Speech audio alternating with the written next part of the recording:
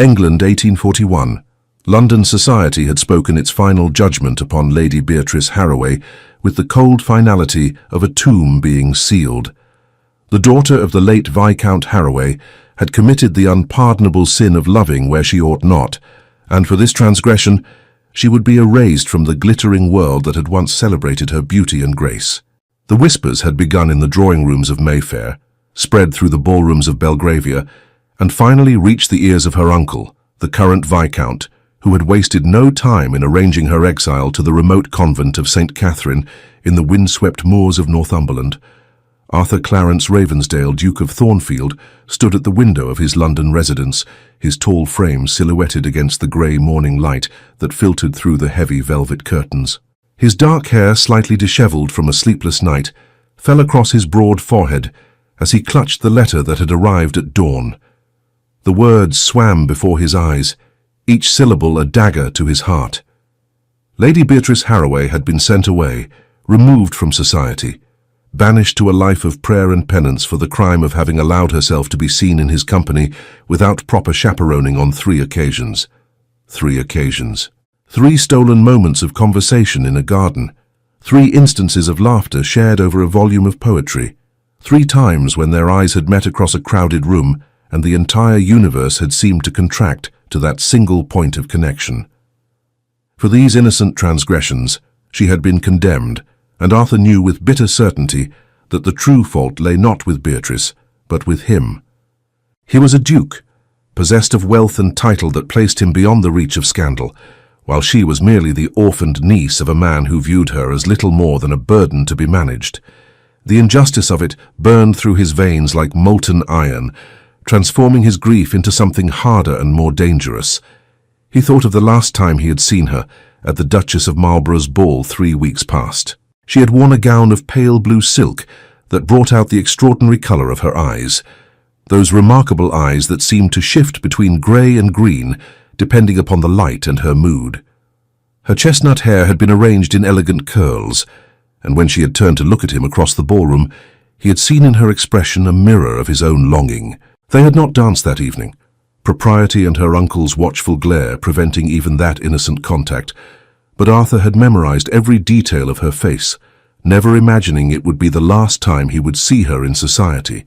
The Ton had been merciless in their judgment. Lady Caroline Pembroke, that vicious harbinger of gossip, had been the first to speak openly of Lady Beatrice's supposed indiscretion. The fact that Arthur remained unmarried at the age of 30, despite being one of the most eligible bachelors in England, had only added fuel to the flames. Surely, the gossips whispered, if the Duke of Thornfield was seen speaking privately with Lady Beatrice on multiple occasions, there must be some understanding between them. And if there was no formal announcement, then the lady must have been forward, must have thrown herself at him in an unseemly manner. The logic was as circular as it was cruel, and Arthur had watched helplessly as Beatrice's reputation had been shredded by women who had never exchanged more than perfunctory pleasantries with her. The truth was far simpler and far more profound than anything the gossips could have imagined.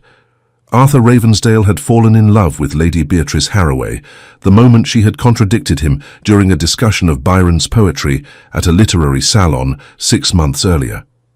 She had argued with passion and intelligence that Byron's heroes were not romantic figures to be admired, but cautionary tales of pride and isolation.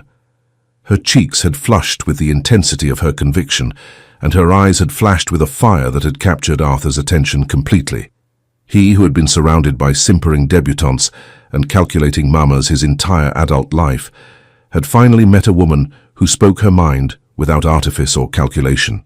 Their subsequent encounters had been entirely proper by any reasonable standard, but the Ton operated on suspicion rather than evidence. Arthur had sought her out at social gatherings, engaging her in conversation about literature, art, and philosophy. He had lent her a volume of Wordsworth from his personal library, and she had returned it with a handwritten note analyzing the poet's treatment of nature and memory. These small intimacies, innocent as they were, had been observed and reported, twisted by malicious tongues into something sordid. Arthur's mother, the Dowager Duchess of Thornfield, had counselled caution. She had reminded him that his position required careful consideration of any potential alliance, that the choice of a duchess was a matter of political and social consequence. But Arthur had seen in his mother's eyes a wistfulness that spoke of her own arranged marriage, her own sacrifice of personal happiness for the sake of duty. His father had been a cold man, more concerned with the management of his estates than with the woman who shared his name and bore his children. Arthur had sworn even as a young man that he would not repeat that mistake.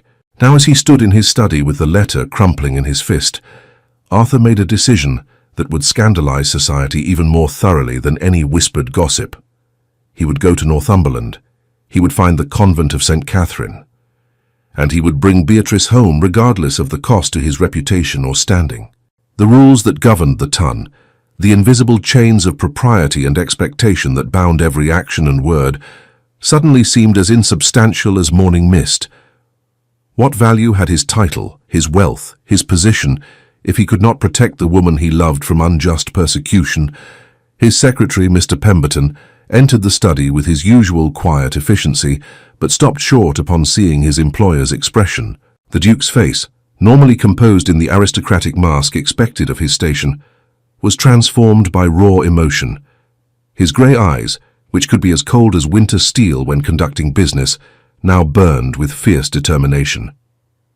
"Your Grace, I have the correspondence you requested regarding the northern estates," Pemberton began, but Arthur cut him off with a sharp gesture. "Cancel all my engagements for the next fortnight, Pemberton. I am leaving for Northumberland within the hour. Have my travelling coach prepared, and send word to the staff at Ravensdale Hall that I shall require the house opened and ready for guests." Pemberton, who had served the Ravensdale family for 20 years and prided himself on never displaying surprise, could not entirely hide his astonishment. "Northumberland, Your Grace, but the season is at its height, and you are expected at the Duke of Wellington's dinner party this evening. The Prime Minister himself will be in attendance." "Then the Prime Minister shall have to endure my absence," Arthur replied, his tone brooking no argument. "This matter is of far greater importance than any political gathering. I trust you to manage any questions that arise regarding my sudden departure." The secretary recognized the finality in his employer's voice and bowed. "Of course, Your Grace. Might I inquire as to the nature of this urgent business? Should you require any particular documents or preparations?" Arthur hesitated, then decided that Pemberton's discretion had been proven over many years. "I am going to retrieve a lady who has been unjustly exiled from society. I intend to make amends for the harm that has been done to her reputation, even if that requires challenging every convention our world holds dear." Pemberton's expression softened almost imperceptibly. "Then I shall ensure that Ravensdale Hall is prepared to receive a lady of quality, Your Grace. And might I say, it is about time you put happiness before duty." The journey to Northumberland took 3 days of hard travel, the Duke's coach traversing the rutted roads of northern England with all possible speed. Arthur spent the hours rehearsing what he would say to Beatrice, imagining her reaction to his sudden appearance. Would she be angry at his presumption? Would she refuse to leave the convent, believing her reputation too damaged for any hope of restoration?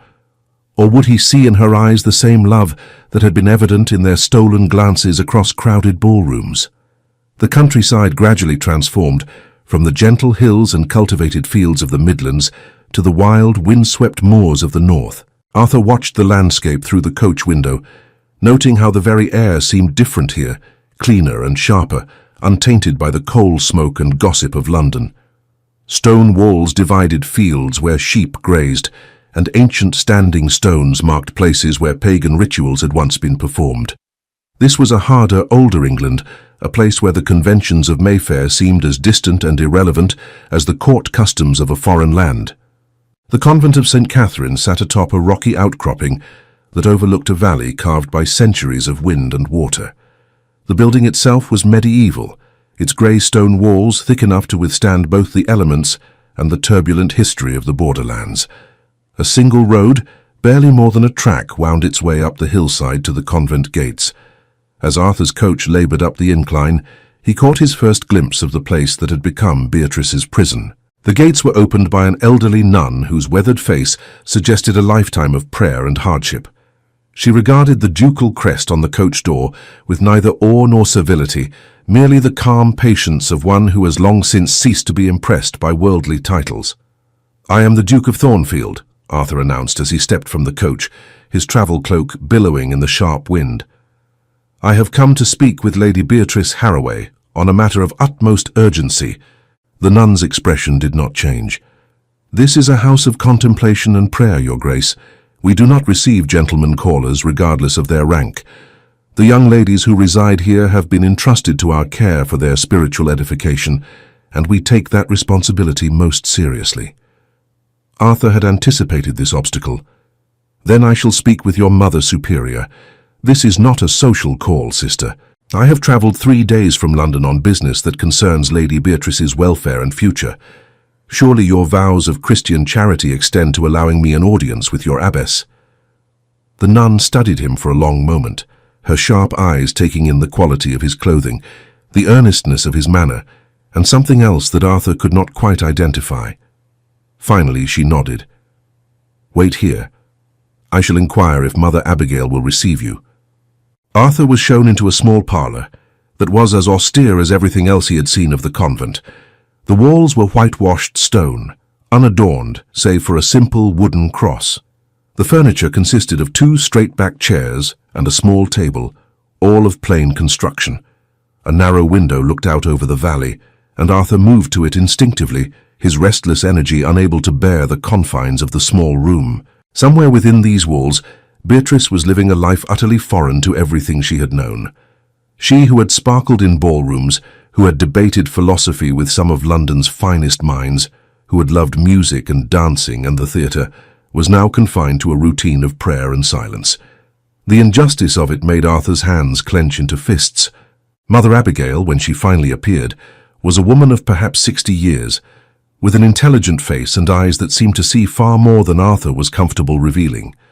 She moved with the quiet grace of long habit, her black robes rustling softly as she took the seat across from him. "Your Grace," she said, her voice cultured and educated, speaking to a background far removed from these Spartan surroundings. "Sister Margaret tells me you have come regarding Lady Beatrice Harroway.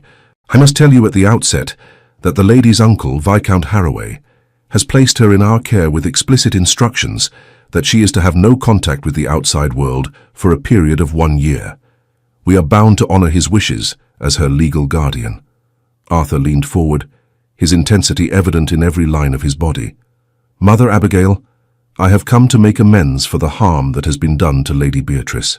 The scandal that resulted in her exile was the consequence of innocent conversations between us, conversations that were twisted by malicious gossip into something improper. I cannot in good conscience allow her to suffer punishment for what was, at worst, a minor breach of etiquette, and at best the natural interaction between 2 people of similar minds and interests." The abbess regarded him steadily. "And what form would these amends take, Your Grace?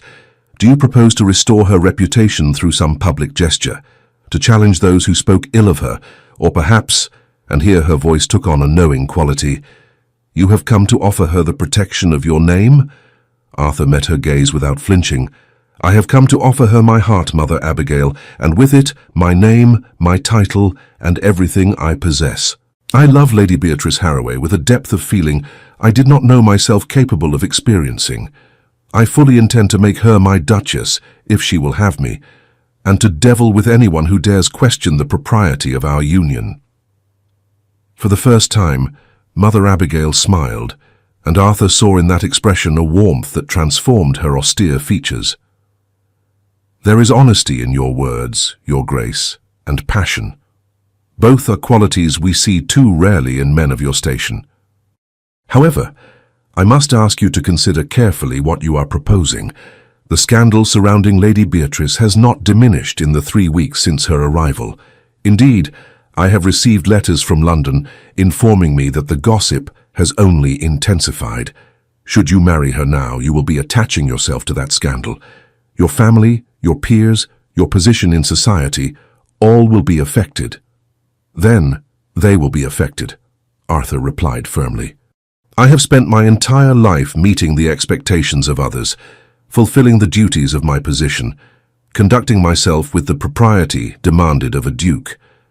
For once I choose to act according to my own heart, rather than society's rules.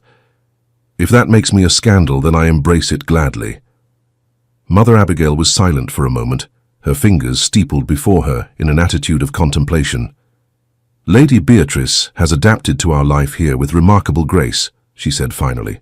"She assists Sister Clare in teaching the village children their letters, and she has brought beauty to our chapel through her skill at embroidery.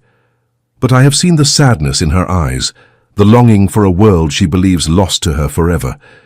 She has not spoken of you directly, but I have heard her weeping in the night, and I have seen how her gaze turns southward whenever she walks in our gardens." Arthur felt his throat tighten at the image of Beatrice alone and weeping.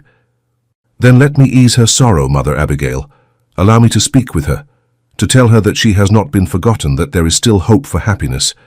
If she refuses me, if she tells me she wishes to remain here, then I shall respect her decision. But I cannot leave without seeing her, without knowing that she understands the depth of my regard." The abbess rose from her chair and moved to the window, looking out over the valley with an expression of deep thought. When she spoke again, her voice was soft.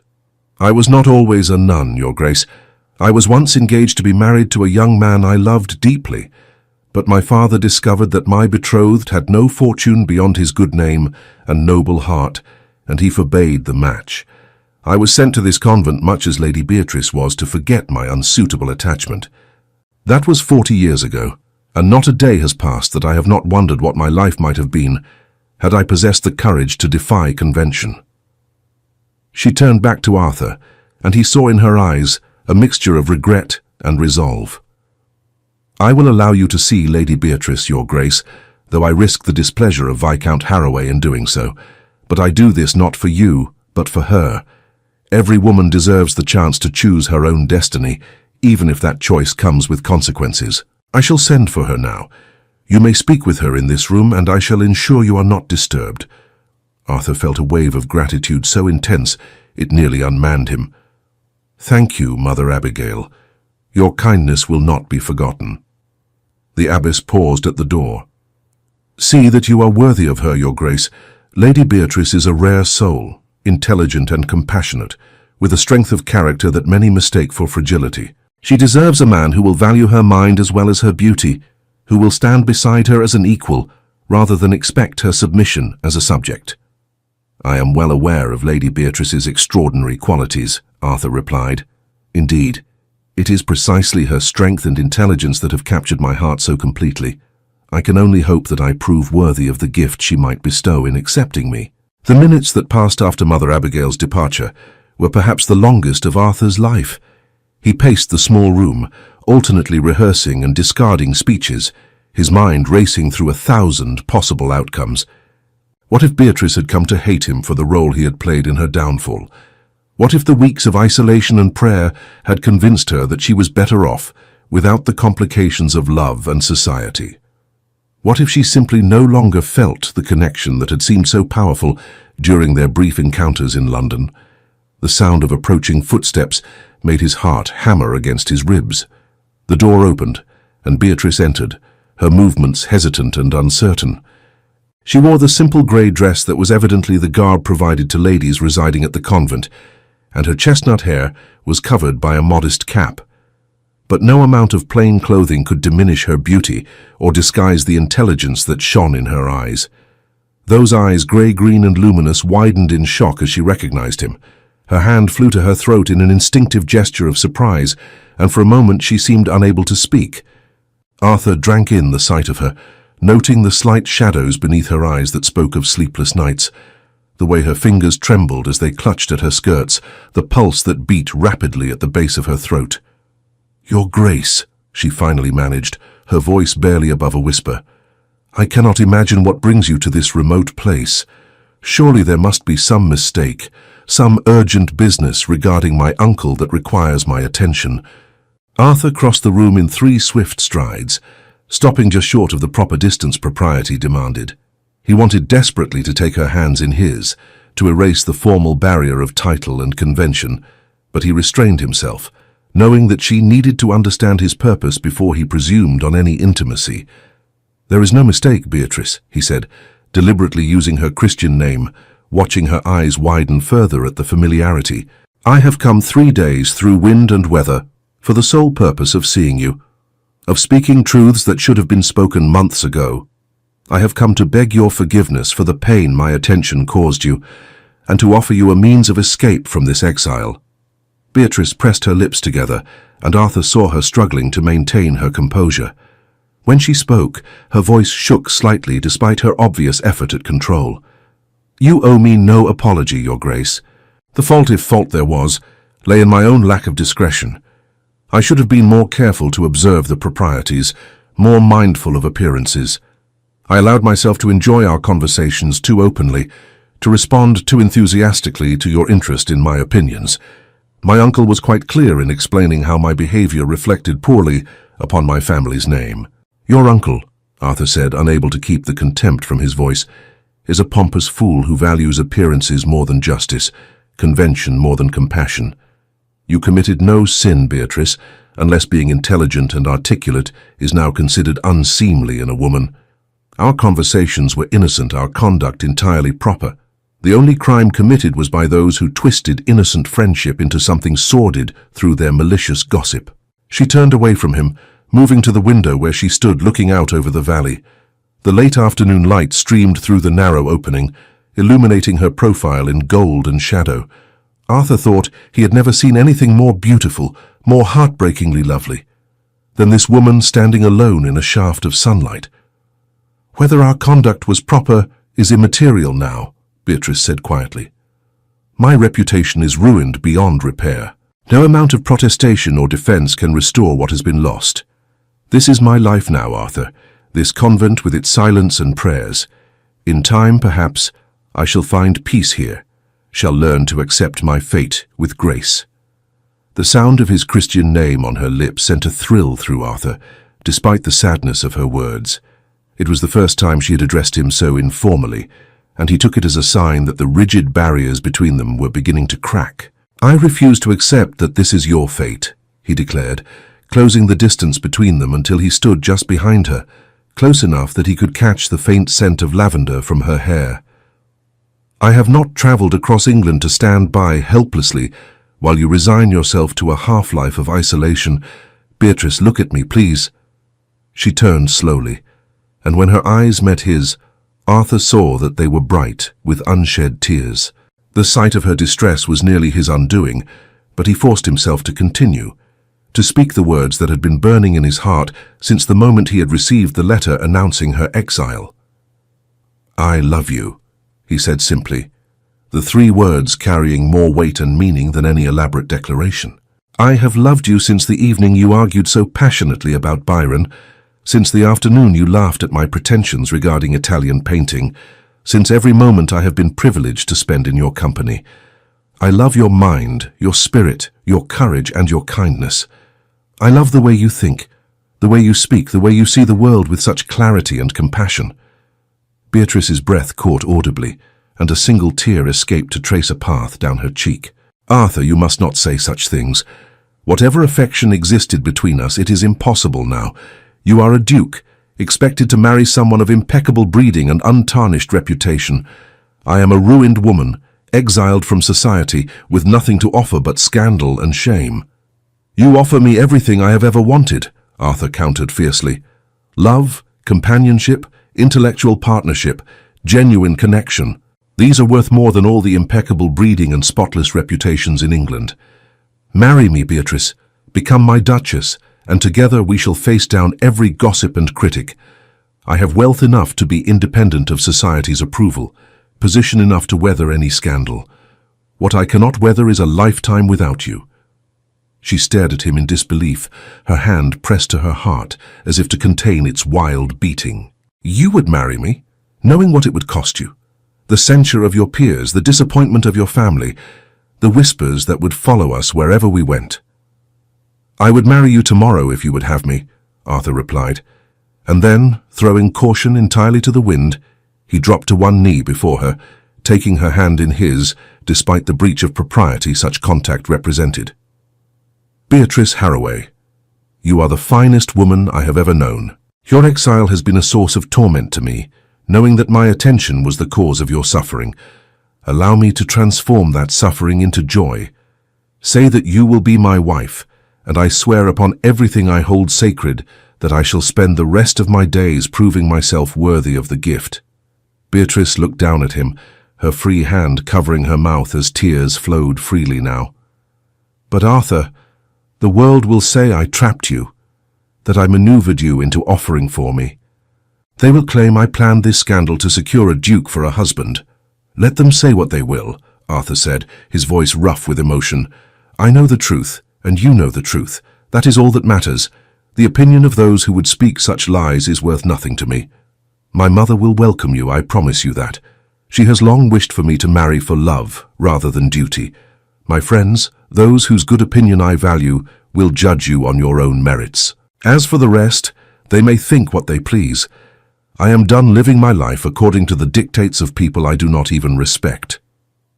She was silent for a long moment, her grey-green eyes searching his face as if seeking some hidden doubt or reservation. Arthur met her gaze steadily, letting her see everything he felt, holding nothing back. He knew he was asking her to take an enormous risk, to trust him with her future when he had already been the inadvertent cause of her exile. But he also knew with absolute certainty that they belonged together, that what existed between them was rare and precious enough to justify any sacrifice. "I love you, Arthur," Beatrice finally whispered, the words emerging like a confession and a benediction. "I have loved you for months, though I dared not acknowledge it even to myself. When you spoke to me at those gatherings, when you listened to my opinions as if they mattered, when you looked at me as though you saw not just a potential bride but a human being of value, I felt truly seen for the first time in my life. But I am afraid of the scandal, afraid of damaging you, afraid that you will come to regret this decision." Arthur rose to his feet, still holding her hand, and with his free hand he gently wiped the tears from her cheeks. "I will never regret choosing you, Beatrice. You are the answer to questions I did not even know I was asking. As for scandal, we shall weather it together. I am the Duke of Thornfield. I have influence, resources, and a name that goes back centuries. We shall use all of those advantages to rebuild your reputation and to show society that their judgment was both premature and unjust." "How can you be so certain?" she asked, though Arthur could hear in her voice that she was beginning to believe, beginning to hope. "Because I know the power of truth and persistence," he replied. "Because I have spent my entire life navigating the treacherous waters of the Ton, and I understand how quickly yesterday's scandal becomes tomorrow's forgotten gossip. But most of all, because I have found something worth fighting for. You, Beatrice. Us. The life we could build together. That is worth any amount of difficulty or disapproval." She looked up at him, her expression transforming from doubt to determination. "Then yes, Arthur. Yes, I will marry you. And may God have mercy on us both, for we are about to give society enough material for gossip to last a decade." Arthur felt joy surge through him so powerfully that he laughed aloud, a sound of pure happiness that echoed in the small room. "Let them talk until their voices give out. I care not one whit for their opinions. All I care about is that you have agreed to be mine and I yours from this day forward." Without thinking of propriety or consequence, Arthur pulled Beatrice into his arms, holding her close as she wrapped her arms around his neck. They stood together in that embrace for a long moment, two people who had found each other against all odds, who had chosen love over convention and courage over fear. When they finally separated, both were smiling through their tears. Arthur reached into his coat and withdrew a small velvet box that he had carried with him from London. Inside was a ring that had belonged to his grandmother, a beautiful piece featuring a square-cut emerald surrounded by diamonds. The green of the stone exactly matched the color Beatrice's eyes took on when she was particularly passionate or excited. "This ring has waited for the right woman for 20 years, Arthur said as he slipped it onto Beatrice's finger. "My grandmother told me before she passed that I should give it only to someone who had both beauty and substance, someone who would be a true partner and not merely an ornament. I believe she would have adored you. Beatrice gazed at the ring, turning her hand to watch the gems catch the light. "It is exquisite, Arthur, and the responsibility that comes with it is not lost on me. I shall endeavor to be worthy of your grandmother's legacy and of the name I am to assume." "You are already worthy," Arthur assured her. "Now we must make plans. I shall speak with Mother Abigail and arrange for your immediate departure from this place. We shall travel to Ravensdale Hall, my estate in Northumberland, where we can be married quietly in the family chapel. After that, we shall present ourselves in London as a united front. Your uncle may bluster and object, but he has no legal standing once you are of age and married. And you are 21, are you not?" "I shall be 21 in 3 weeks' time," Beatrice confirmed.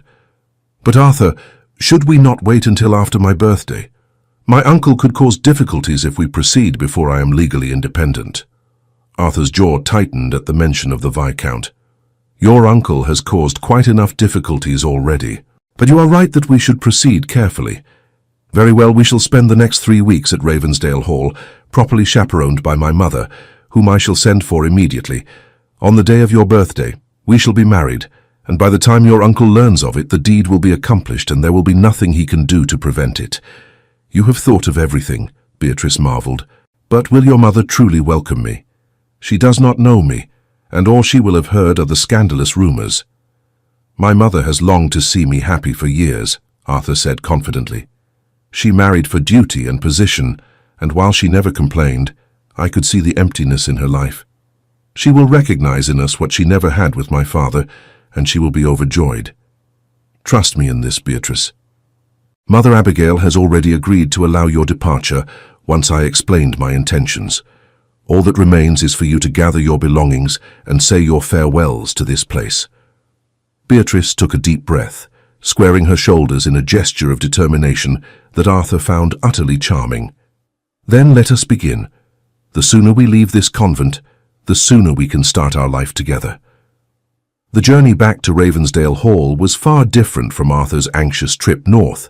With Beatrice seated beside him in the coach, wrapped in a warm cloak he had insisted on purchasing at the village at the base of the convent hill, the world seemed brighter and full of possibility. They talked for hours, making up for the months of forced silence, discussing everything from their favorite books to their hopes for the future. Arthur told her about Ravensdale Hall, describing the ancient manor house with its sprawling gardens and extensive library. He spoke of the tenants who lived on his lands, the improvements he had been making to their cottages, the school he had established for their children. Beatrice listened with genuine interest, asking intelligent questions and offering suggestions that revealed her own thoughtful nature. For her part, Beatrice shared memories of her childhood before her parents' passing, when life had been filled with laughter and love. She spoke of her mother, who had been an accomplished musician, and her father, who had encouraged her intellectual curiosity even when society frowned upon educated women. The pain of their loss was evident in her voice, but so too was the joy of remembering them. "They would have approved of you," she said softly as the coach rattled over a particularly rough section of road.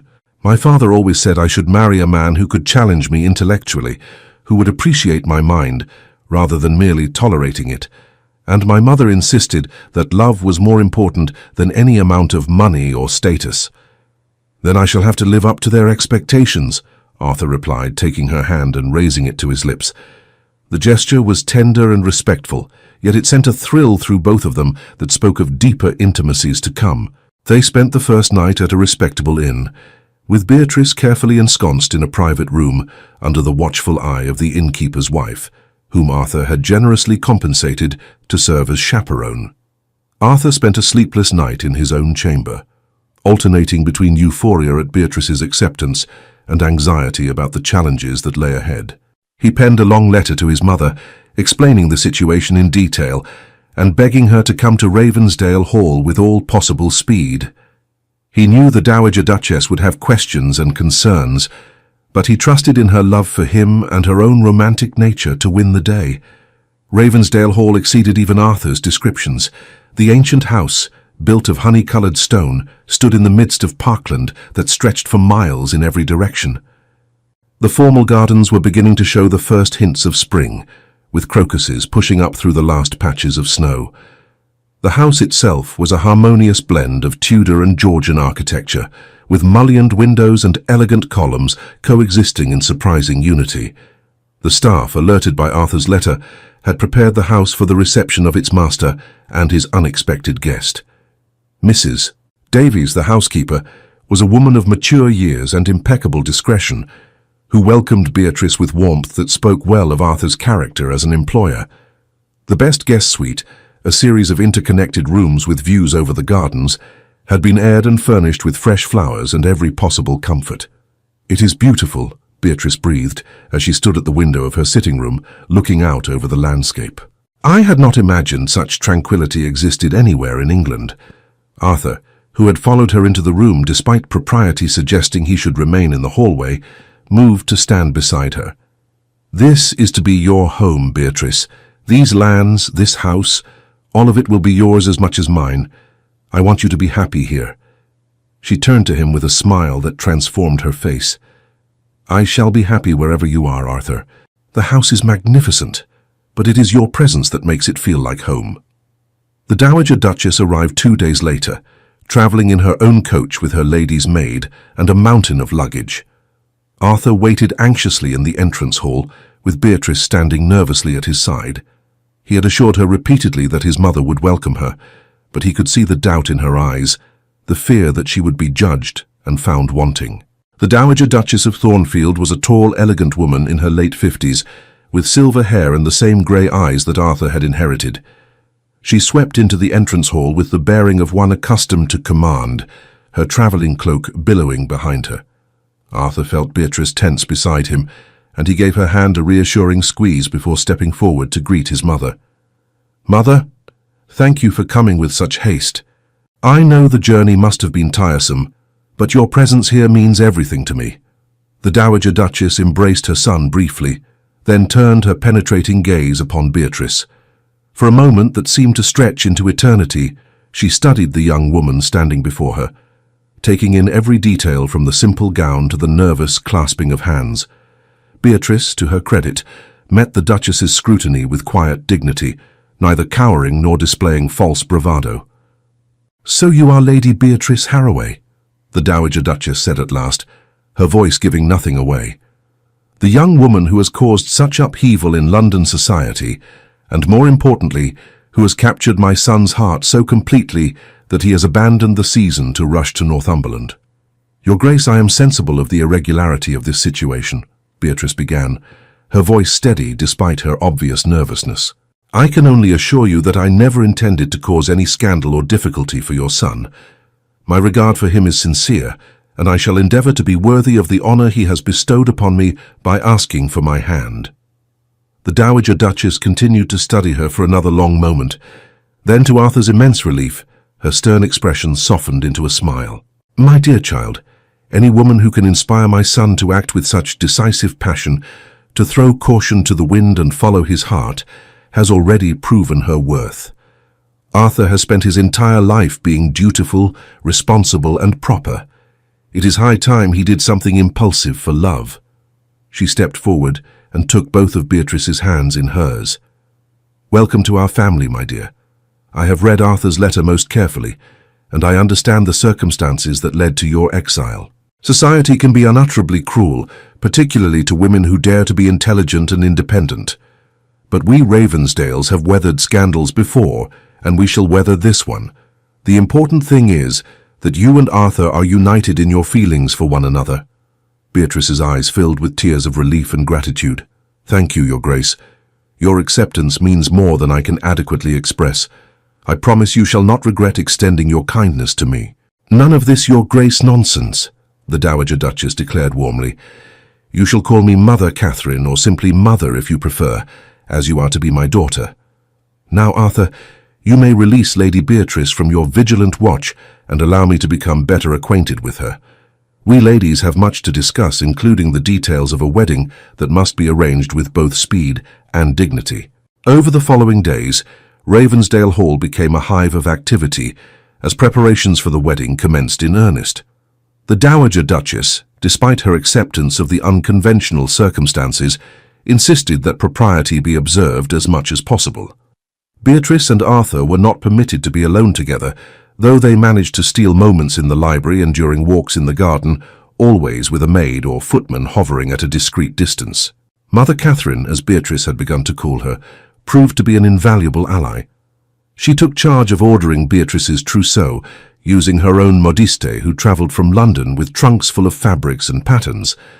The wedding gown was to be an elegant creation of ivory silk, with delicate lace at the sleeves and neckline, suitable for a chapel wedding, yet beautiful enough to serve as a statement of the bride's refinement and taste. "We must be strategic in our approach to society," Mother Catherine explained one afternoon, as she and Beatrice sat in the morning room, reviewing guest lists and correspondence. "The wedding itself will be intimate, attended only by those we can trust to be supportive, but afterwards we shall host a grand ball at the London house, a celebration that will force society to acknowledge your marriage and your position as the Duchess of Thornfield. Those who attend will be seen as accepting the union, and those who refuse will mark themselves as churlish and spiteful." Beatrice marvelled at the older woman's tactical thinking.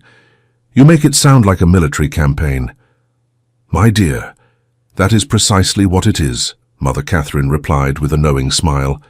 "Society is a battlefield, and we must choose our ground carefully. Arthur's position gives us tremendous advantages. There are many families who will swallow their reservations for the sake of maintaining favour with a duke, and once a few influential hostesses accept you, the rest will follow like sheep. Humans are remarkably predictable in their desire to be on the winning side." Arthur, meanwhile, was managing the legal and practical aspects of their impending marriage.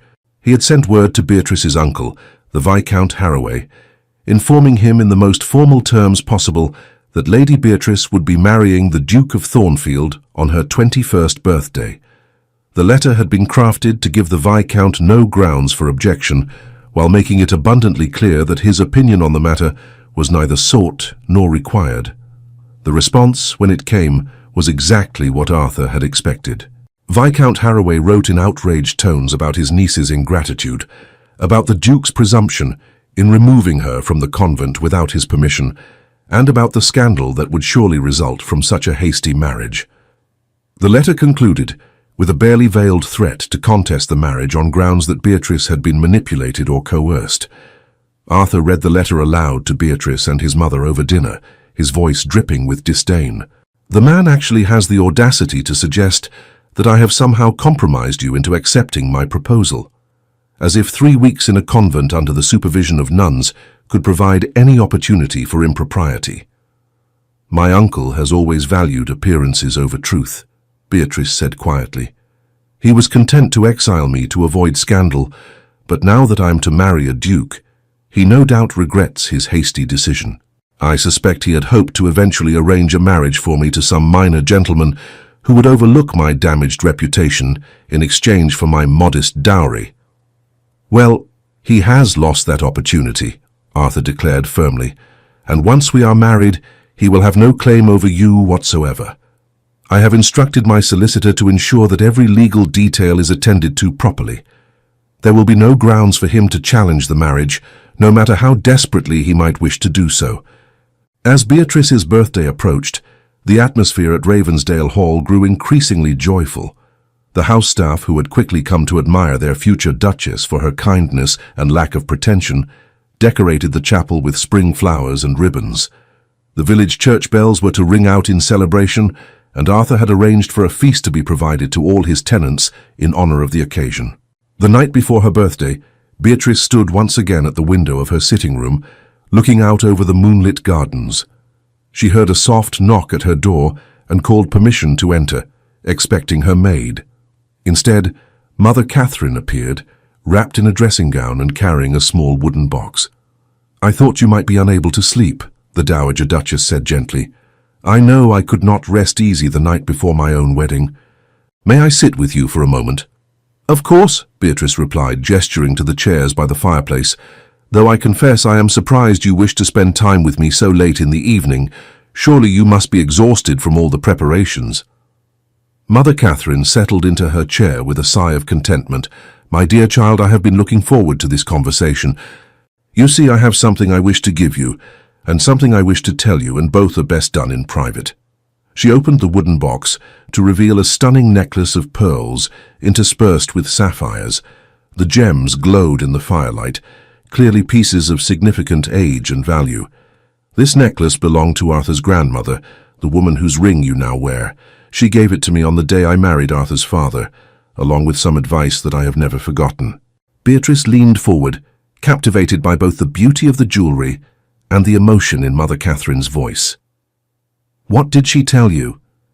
"She said that marriage to a duke was both a privilege and a challenge, that I would be expected to fulfill certain roles and maintain certain standards, but that I must never lose myself in the process. She told me that the secret to happiness was to remember that I was not just a duchess, but a woman with my own thoughts, feelings, and dreams. And she made me promise that if I ever had the opportunity to advise another young woman entering this family, I would pass along her wisdom." Mother Catherine fastened the necklace around Beatrice's neck, her fingers gentle and practiced. "Arthur's father was a good man in his way, but he was raised to believe that emotion was weakness and that duty was everything. Our marriage was cordial and respectful, but it lacked the warmth and passion that I had hoped for. I do not tell you this to sadden you, but to explain why I am so delighted by your union with Arthur. My son loves you, truly loves you, in a way his father never learned to love anyone. He sees you as his equal, values your mind and spirit as much as your beauty. That is a rare and precious thing, Beatrice. Promise me that you will nurture that love, that you will never allow the demands of society or the weight of your position to diminish what you share." Beatrice felt tears prick her eyes as she touched the necklace at her throat. "I promise, Mother Catherine. Arthur has given me a second chance at happiness when I thought my life was over. I shall treasure him and our love every day we are blessed to share together." The Dowager Duchess embraced her warmly. "Then I shall sleep easy knowing that my son has found the partner he deserves. Now you must rest, for tomorrow is a momentous day. You shall wake as Lady Beatrice Haraway and go to sleep as the Duchess of Thornfield. That transformation, while merely a matter of words and ceremony, will change your life in ways both wonderful and challenging." The morning of Beatrice's 21st birthday dawned clear and bright, with spring sunshine flooding through the windows of Ravensdale Hall.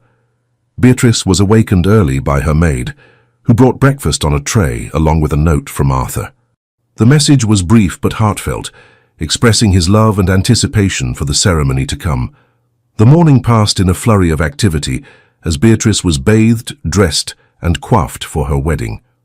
The ivory silk gown fit perfectly, and with Mother Catherine's sapphire and pearl necklace and Arthur's grandmother's ring, she looked every inch a duchess. Her chestnut hair had been arranged in an elegant style that allowed several curls to frame her face, and a simple coronet of fresh flowers completed the ensemble. When she finally stood before the mirror in her chamber, Beatrice barely recognized herself. The frightened young woman who had been sent to a convent in disgrace had been transformed into a bride, radiant with happiness and confidence. She touched the necklace at her throat, remembering Mother Catherine's words and drawing strength from them. The chapel at Ravensdale Hall was intimate and beautiful, its ancient stones having witnessed centuries of Ravensdale family ceremonies. Candles flickered in wall sconces, and the spring flowers that decorated every surface filled the air with delicate fragrance. The vicar from the village church stood before the altar, his weathered face wreathed in smiles, for he had known Arthur since boyhood and was delighted to see him finally taking a bride. The small gathering of witnesses included Mother Catherine, several trusted servants, and two of Arthur's closest friends who had travelled from London upon receiving his urgent summons. Lord Christopher Winthrop and his sister, Lady Margaret, had known Arthur since childhood, and both had expressed nothing but happiness at his choice of bride. As the organ began to play, Beatrice walked down the aisle on the arm of Mr. Pemberton, Arthur's secretary, who had graciously agreed to give her away in the absence of any male relative willing to perform the office. Her eyes, however, were fixed entirely on Arthur, who stood waiting for her at the altar. He was magnificent in his formal attire, his dark hair carefully arranged, his grey eyes blazing with emotion as he watched her approach. Beatrice saw in his expression everything she needed to know, all the love and devotion and promise of happiness to come. When she reached his side and Mr. Pemberton placed her hand in Arthur's, she felt as though she had finally come home after a long and difficult journey. The ceremony itself was both simple and profound. The vicar spoke of love and commitment, of the sacred bond being formed between these two souls. When it came time for the vows, Arthur's voice was strong and clear as he promised to love, honor, and cherish Beatrice for all the days of his life. Beatrice's own vows were spoken with equal conviction, her voice never wavering despite the tears of joy that threatened to overflow. The exchange of rings was perhaps the most moving moment. Arthur had commissioned a wedding band to complement his grandmother's engagement ring, a circle of gold etched with a delicate pattern of vines and flowers. As he slipped it onto Beatrice's finger, he whispered words meant for her ears alone. "With this ring, I give you my heart, my name, and my eternal devotion. You are my Duchess, my love, my everything." Beatrice's response, as she placed a plain gold band on Arthur's finger, was equally tender. "And I give you all that I am and all that I shall ever be. You have saved me from despair and given me a future brighter than any dream. I am yours, now and always." When the vicar finally pronounced them man and wife, Arthur pulled Beatrice into his arms and kissed her with a passion that made Mother Catherine laugh and the witnesses cheer. It was not the chaste, brief kiss typically exchanged in church ceremonies, but rather a kiss that spoke of deep love and anticipation of their life together. The wedding breakfast that followed was a joyous affair, with toasts offered by Lord Christopher and Lady Margaret, both of whom welcomed Beatrice into their circle with genuine warmth. Mother Catherine gave a speech that brought tears to many eyes, speaking of her son's journey to finding true love and her joy at gaining a daughter. Arthur, holding Beatrice's hand throughout the meal, seemed unable to stop smiling. He had faced down his fears, challenged convention, and won the greatest prize imaginable. The woman he loved was now his wife, and together they would build a life based on mutual respect, intellectual partnership, and abiding affection. As the afternoon wore on, and the guests departed to their various chambers to rest before dinner, Arthur and Beatrice finally found themselves alone in the small drawing room that overlooked the gardens. Arthur pulled his wife, how wonderful it felt to think that word, into his arms and held her close. "We have done it, my darling Beatrice. You are the Duchess of Thornfield, and nothing and no one can ever take that away from you. The scandal, the gossip, your uncle's objections, all of it is rendered meaningless by the vows we spoke today." Beatrice rested her head against his chest, listening to the steady beat of his heart. "I can scarcely believe this is real, Arthur. A month ago I was alone in a convent, believing my life was over. Now I am your wife with a future full of possibility. It feels like a dream from which I might wake at any moment." "Then let me assure you of its reality," Arthur murmured, tilting her chin up so he could gaze into her eyes. "I love you, Beatrice Ravensdale, Duchess of Thornfield. I love you with a depth and intensity that still amazes me, and I intend to spend every day of our marriage making certain you never doubt that love or your place at my side." He kissed her again, more gently this time, but no less meaningfully. Beatrice responded with matching tenderness, her arms wrapping around his neck as she gave herself over to the moment. When they finally separated, both were breathless and smiling. "Now comes the interesting part," Arthur said with a rueful grin. "We must return to London and face society as a married couple. Are you prepared for the battle ahead, my warrior Duchess?" "With you beside me, I am prepared for anything," Beatrice replied, with a confidence that surprised even herself. "Let them whisper and speculate. Let them judge and criticize. I am the Duchess of Thornfield, married to a man I love and who loves me in return. That is armor enough against any weapon society might wield." 2 weeks later, the Duke and Duchess of Thornfield made their entrance into London society at a grand ball hosted at Thornfield House in Grosvenor Square.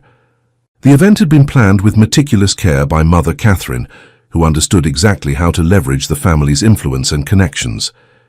Invitations had been sent to every significant family in the ton, and refusal to attend would be seen as a direct snub to one of England's premier dukes. The ballroom at Thornfield House was magnificent, decorated with thousands of flowers and lit by enormous crystal chandeliers. An orchestra played in the gallery, and servants circulated with champagne and delicacies. The stage was set for Beatrice's reintroduction to society, and the ton had turned out in force, their curiosity overcoming any reservations about the scandal. Arthur and Beatrice received their guests at the entrance to the ballroom, presenting a united front of confidence and dignity.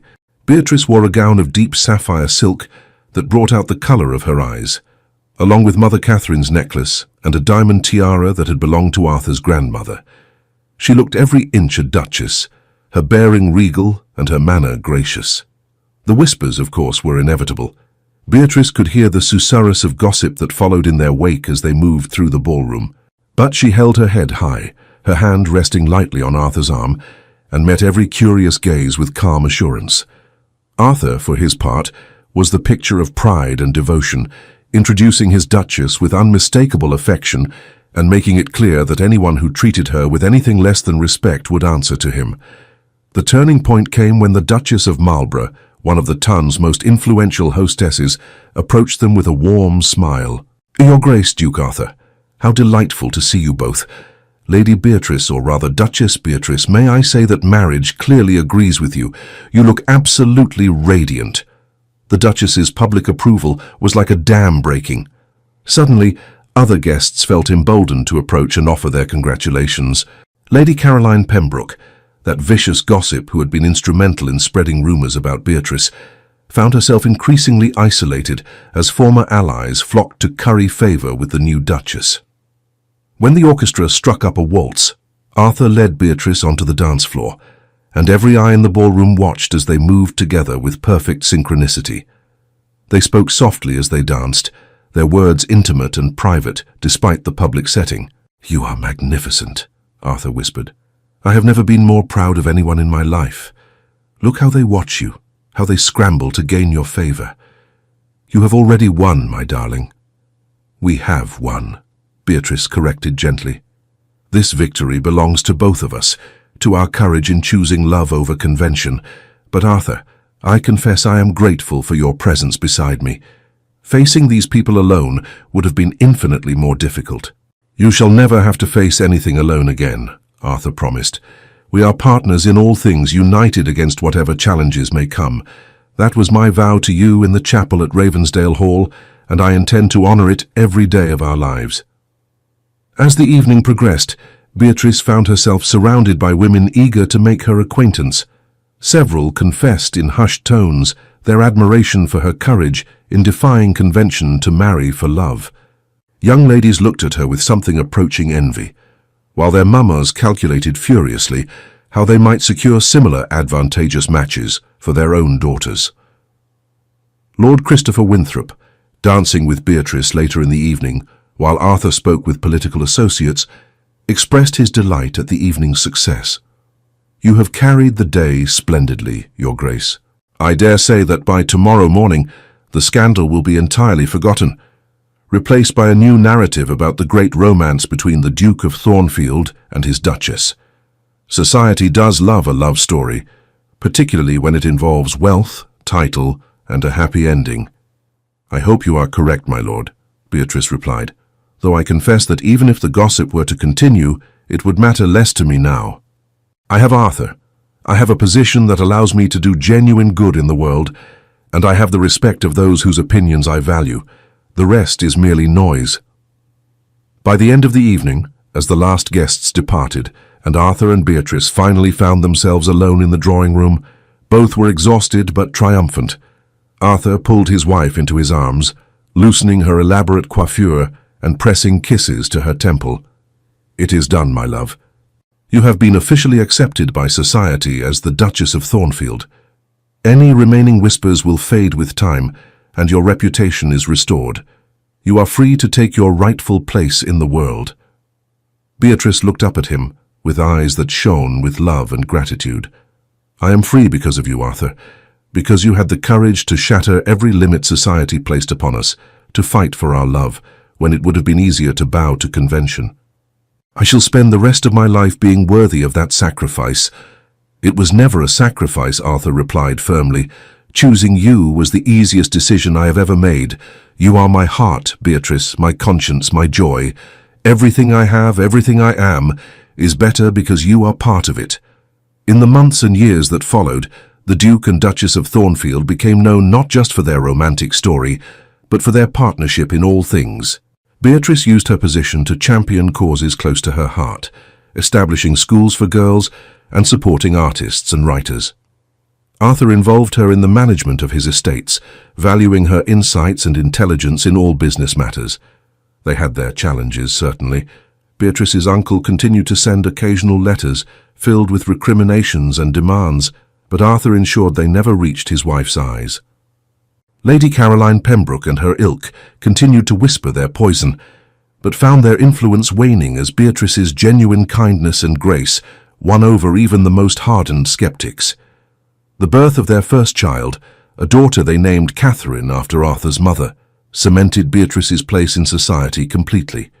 The baby girl was celebrated across London, and her christening was attended by the highest ranks of the aristocracy. Arthur, who had been feared might prefer a male heir, openly doted on his daughter, and announced that he hoped for many more children, regardless of their gender.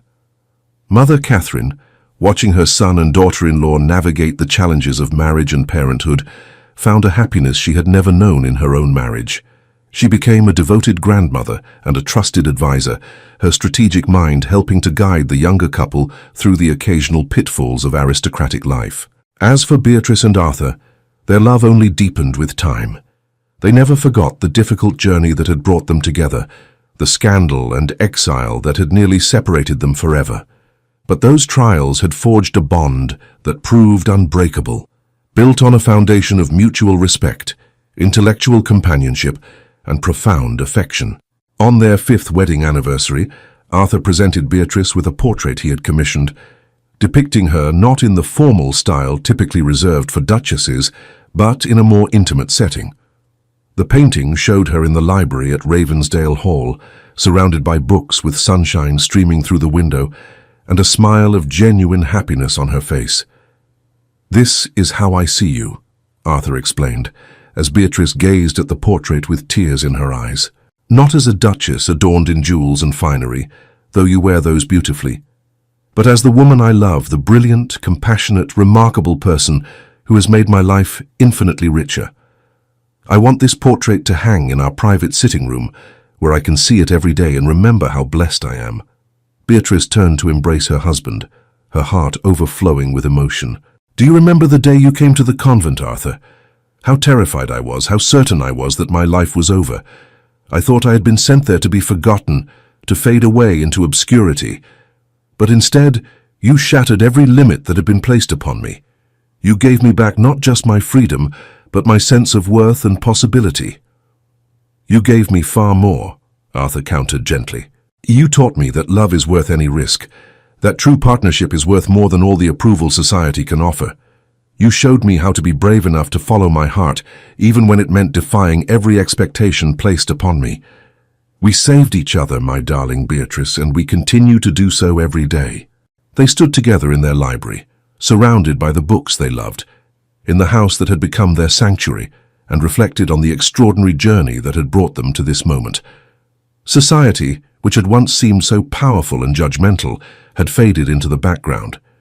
What mattered was the life they had built together, the love that sustained them, and the future that stretched before them full of promise. The scandal that had once threatened to destroy Beatrice had become merely a footnote in their story, a brief chapter in a much larger and more beautiful narrative.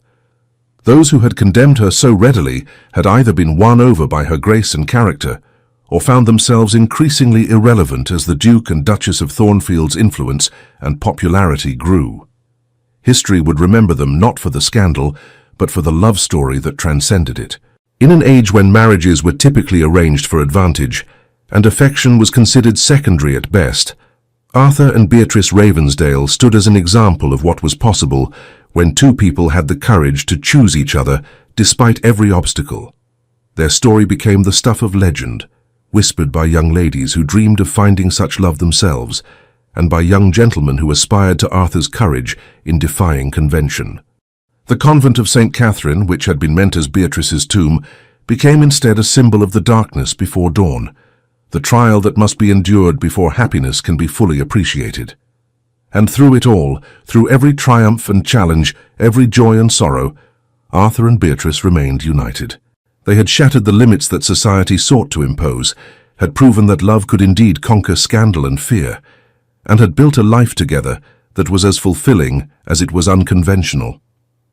Years later, when their grandchildren would ask about the early days of their marriage, about the scandal and the exile and the dramatic rescue, Beatrice would smile and take Arthur's hand, and together they would tell the story.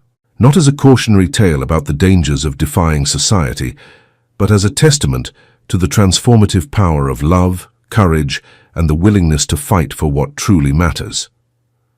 The world will always have limits it tries to place upon us, Arthur would tell his grandchildren. Rules about who we can love, how we must behave, what we are allowed to dream, but those limits only have power if we grant it to them. Your grandmother and I learned that love, real love, is worth breaking any rule, defying any convention, enduring any scandal. And we learned that together, two people who truly love each other can overcome anything. Beatrice would add, her eyes still sparkling with the same intelligence and fire that had first captured Arthur's attention all those years ago. I was sent to that monastery to be forgotten, to have my spirit broken and my dreams extinguished. But your grandfather refused to allow that fate. He shattered every limit, every barrier, every convention that stood between us.